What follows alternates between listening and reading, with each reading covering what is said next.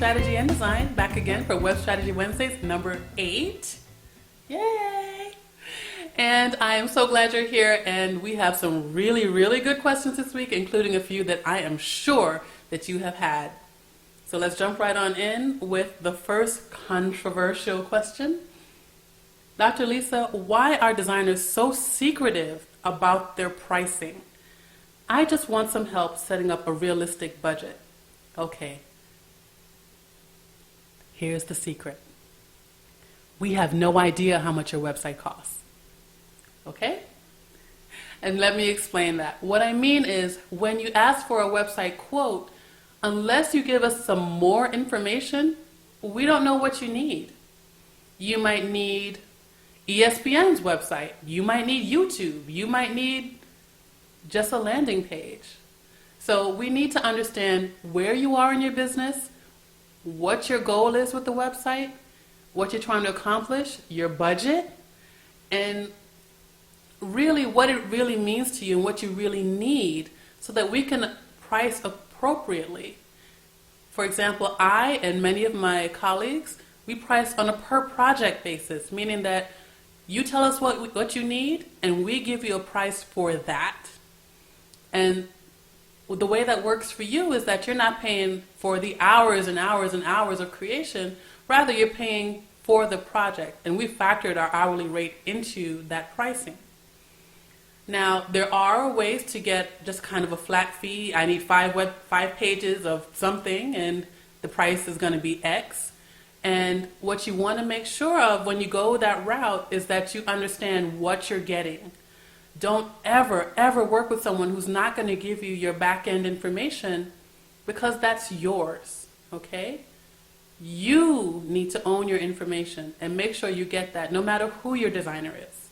And as a matter of fact, I'm going to save some information down for you in the description and a link to another YouTube video that I'm sure you'll enjoy. Okay? Next up, Dr. Lisa, my RSS feed from WordPress suddenly stopped working. How do I fix it? Okay, it sounds like you've gotten caught up in the end of FeedBurner. May it rest in peace. FeedBurner was an application that basically took your website's basic feed, prettied it up, and sent it out to your subscribers anonymously. And so what that means now is, right now your feed is going nowhere. It's kind of hanging out in the ether, chilling, but you want it to be going to your subscribers. So here's what you're going to need to do. Go into your WordPress backend and disable whatever plugin you're using to utilize FeedBurner, because it's no longer of any use to you. So you can go ahead and delete that. Then the next thing you need to do is make sure that your regular feed is working, and that address is going to be yourwebsite.com/feed. Okay? Now, there are a number of other ways to pretty it up and also to develop a better relationship with your subscribers, such as using a mailing list option that will offer you RSS to email functionality, such as MailChimp or Aweber or so on and so forth. Okay? So those links, again, will be down in the description, so you can make the best choice. Make the best choice for you. Okay? All right, and Dr. Lisa, I want to jazz up my site with some fancy fonts. Where do I get them? Well, anyone who knows me knows how much I love the Google. So my top choice here is to go for Google Web Fonts if you are savvy and you understand how to install them properly. Now, if you've bought a theme recently, most likely Google Fonts is already installed in your theme, and you just need to turn on that option rather than going and installing it again independently. So make sure that you look in your theme options for that option first. Okay? Now, I have a warning here for you. Just because you can doesn't mean that you should. Because keep in mind that the reason your website exists at all is so that people can come and read your content. And I'm going to tell you that nobody is interested and reading an entire page of curly keys and spikes and all the fancy stuff that we think looks good once in a while.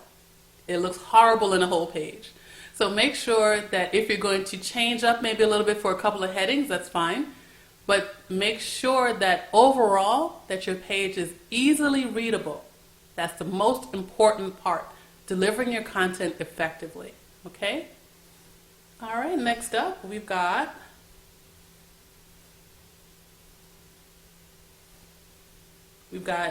pages not turning. All right. Next up, another question close to my heart. How do I choose a designer that is not going to rip me off?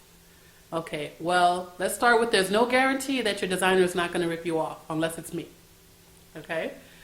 However, what you want to do is make sure that the designer you choose works with you in the way that you work best. So, for example, if you need to get your emails answered within 24 hours or you're gone, make sure that you choose a designer that works like that. Many of us don't, many of us do. It's all in the choices that you make. Also, make sure that you check their portfolio. Do they have a lot of recent designs available, or are they, is the last design from 1996?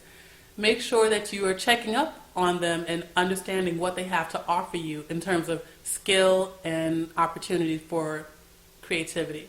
Okay? The next thing you want to check is their following. Do they have some social proof? Are they the only person that follows themselves on their Facebook page, or do they have the Facebook page and a strong Twitter following? Are people vouching for who they are? Anyone that doesn't have any social proof at all is probably someone who doesn't have any happy clients. Okay? So take that into account as well. And speaking of happy clients, ask for a few recommendations. That's perfectly fair. And any designer worth their salt has somebody. Even someone who's just starting out will have done 1 or 2 sites for free for somebody who is eternally grateful for their work. Okay? So keep that in mind. Make sure that you choose someone that works best with you. And if you want someone like me, just send me an email and I will respond accordingly. Remember that asking me for a quote requires that you answer some questions. All right, and finally today, Dr. Lisa, I am a consultant and motivational speaker. What are some theme options that would work for me, and how do I get more visitors to turn into clients? Now, not knowing what kind of speaker you are, I can't say for certain, but I can definitely give you some theme options in terms of versatility and things that might lend themselves well to your personalization. Now, on getting more visitors to turn into clients, you want to make sure that you are where your target audience is. That means if you work with divorcees, you need to be in divorce support groups. If you work with women in business, you need to be in women in business groups, answering questions, showing off your expertise. And when I say showing off your expertise, I don't mean spamming. Sometimes we'll get a little inspiration happy and want to post every single inspirational quote we've ever heard in our lives. Don't do that, okay?